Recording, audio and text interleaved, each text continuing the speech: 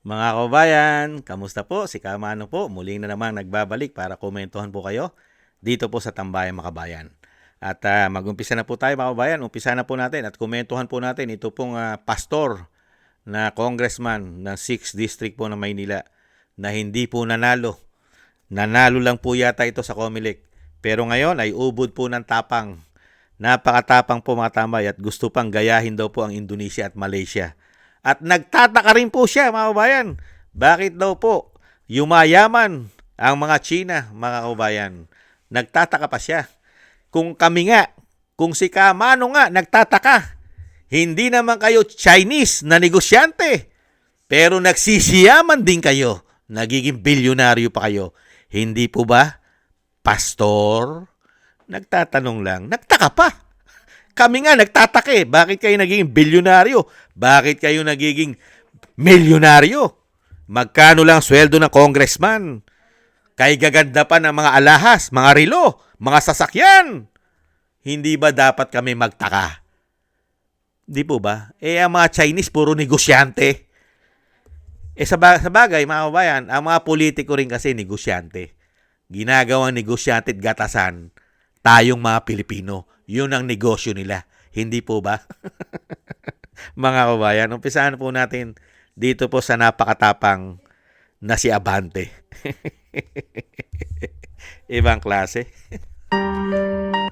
Bakit hindi natin gayahin ang Malaysia, ang Indonesia? Ang Indonesia, pinasabog yung isang barko ng China nung sila ay nagpunta ron sa Indonesian waters. Hindi natin sinasabi na magpasabog din tayo ng barko. Pero Indonesia and Malaysia were able to protect their sovereignty as a people. Why can't we? Hindi po ako naniniwala na gagawin po ng napakalaking China na tinatawag nating superpower na patulan ng isang maliit na bansa na katulad natin. Bakit hindi natin gayahin ang Malaysia, ang Indonesia?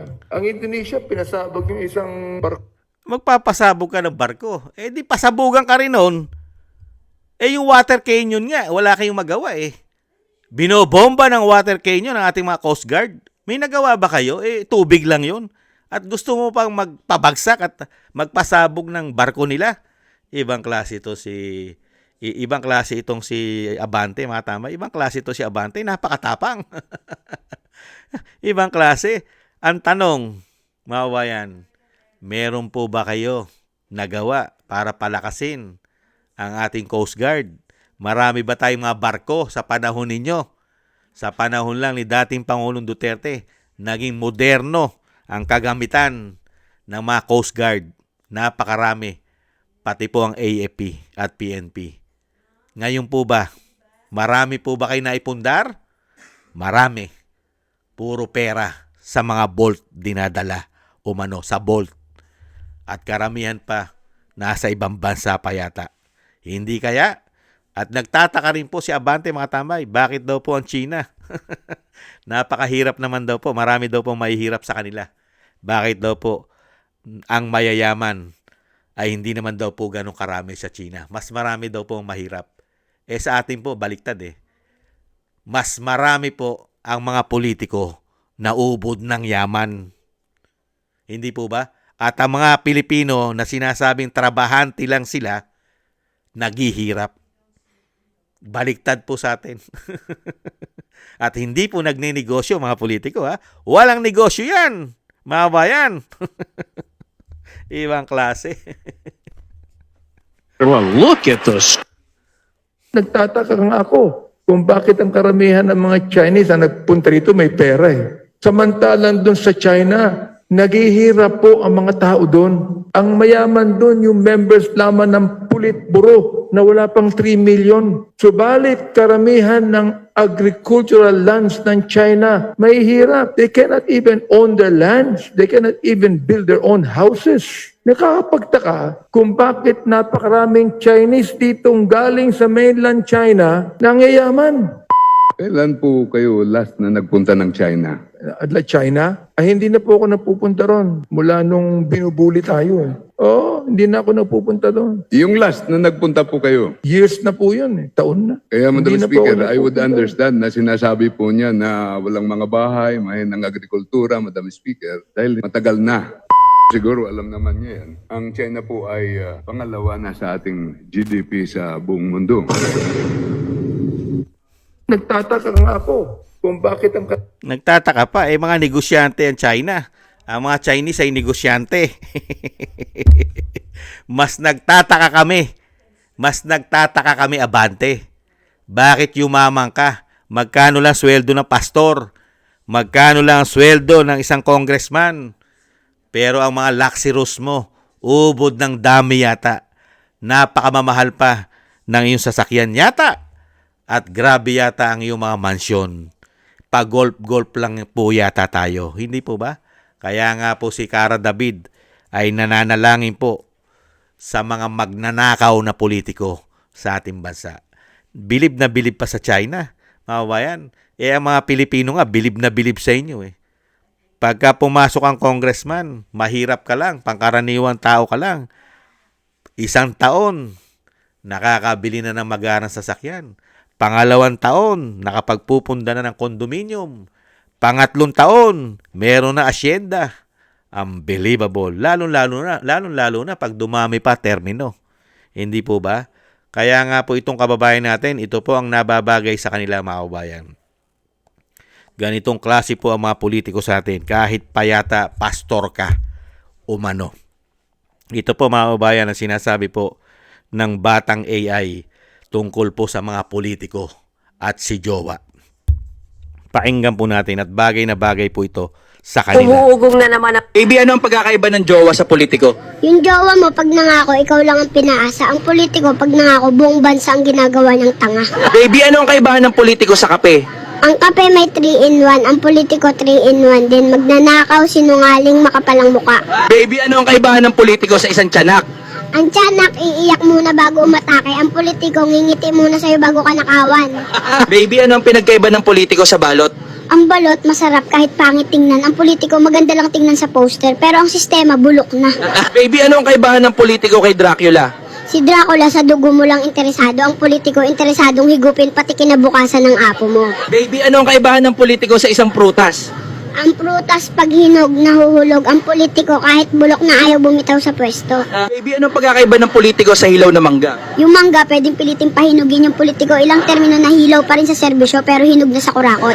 Baby, ano ang kaibahan ng politiko sa ampalaya? Ang ampalaya mapait pero masustansya. Ang politiko mapait na ang buhay mo dahil sa kanila wala pang sustansya ang serbisyo. Baby, ano ang matibay na ebidensya ng korupsyon? Yung mga mansyon ng politiko na hindi kayang itayo gamit ang sweldo nila. Baby, bakit lagi kang tulala sa kawalan? Nagko-compute ako, iniisip ko kung paano naging bilyonaryo ang politiko ng dahil lamang sa kanilang sahod. Baby, bakit ang kapal ng mukha nilang umiti sa TV? Kasi alam nilang tanga ang tingin nila sa atin, ang ngiti nila insulto. Sinasabi nila, ninakawan ko na kayo, papalakpak pa kayo. Baby, ano ang pagkakaiba ng jowa sa politiko? Yung jowa mo, pag nangako, ikaw lang ang pinaasa. Ang politiko, pag nangako, buong bansa ang ginagawa niyang tanga. Baby, ano ang kaibahan ng politiko sa kape? Yan. Buti pa yung bata. Alam na alam ang mga trabaho ng mga politiko. Mga kabayan, bulok na parang prutas. Nahuhulog na. Pero sila, mga kabayan, kahit bulok na, ayaw pang bumitiw. Mga kabayan. At ang isa pang matindi, mga naangiti pa yan. Naangiti sa mga Pilipino kasi ginagawa po tayong tanga, gago. Mga kabayan, ninanakawan na tayo. Mga kabayan, pinapalakpakan pa natin sila. Ganyan po katindi ang politiko. Hindi po ba? Di po ba abante? Sino kayang bulok na, ayaw pang bumitaw sa kapangyarihan. Isinuka na ng District 6 ng Maynila, ng District 6 ng Maynila. Sinuka na. Nanalo pa rin. Hindi po ba, mga kabayan? At nagtataka pa sa mga negosyanteng China, mga kabayan. Samantalang sila lahat ay pinagkakakitaan nila ang China. At inuutangan pa nila ang China. Pati po ang ating mga yaman sa ating bansa, ang ating mga minerals, mga kabayan, ang pinagbebentahan pa nila yata ay ang China o ang China. Hindi po ba? Kaya magtataka pa ba tayo? Si Abante lang po ang nagtataka. at gusto pang makipagyera at gusto pang magpasabog ng barko, itong si Abante. Mga kababayan, ibang klase po ito.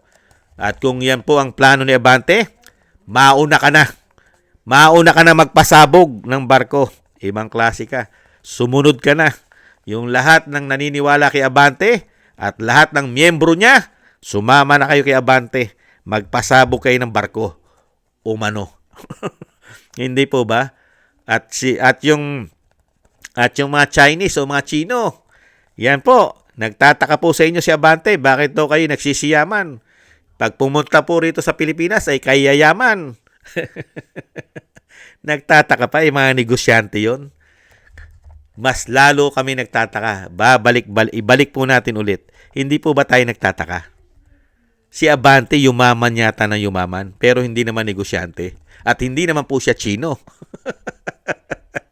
Hindi po ba? Kaya nga sabi nung AI na bata, siya po ay nag-iisip paano yumaman at naging bilyonaryo ang mga politiko gamit lamang ang sahod nila. Hindi po ba? Paano sila nagkaroon ng mga mansyon? Paano sila nagkaroon ng mga luxury, mga milyones? Hindi bababa sa 1 milyon pataas ang mga relo. Ang mga sasakyan, gamit lamang ang kanilang sweldo. Hindi kaya pastor? Kaya nga po, iniintay po natin na dumating ang mga wish ni Cara David.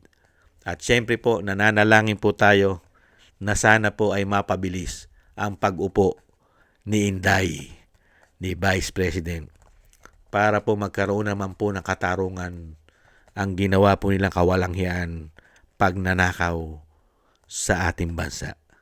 Umano. Maraming salamat po mga tambay. At yan po ang napakagaling at napakahusay na hindi po kapit-tuko sa kapangyarihan at hindi po nabubulok na politiko. Mga kababayan, yan po. Nakita po natin ang uri ng politiko na meron ang Maynila umano. Thank you po sa gusto po natin tambayan makabayan sa YouTube at TikTok. At ganun din po sa ating mga subscribers. Thank you po sa inyo at sa mga nagbibigay po ng komento, like, share, and subscribe. Mabuhay po kayo. Shoutout po sa inyo lahat. At thank you rin po sa mga nagbibigay po ng tulong at biyaya. Shoutout po sa inyo lahat. Kay Tatay Nick ng Canada, kay Eric Hershaw ng Canada, kay Bay Chichiyoko, Kingston ng Hong Kong, Jake Yahut ng California, USA, Gina Ray ng Berlin, Germany, Julieta Celona ng Sydney, Australia, Baby Roman at Ate Isa ng Cagayan, si Jim Aris ng United Arab Emirates, Jobelin Watanabe ng Japan, ako si Pilam, Ani Jo, Chudorico Erguisa Jr., si Arfel Villacorta, Wills Bubbles, Rosalina, Michelle Yamaguchi, si Norma Garcia, at si Nancy Lumampao, at si Jesus Valdepena.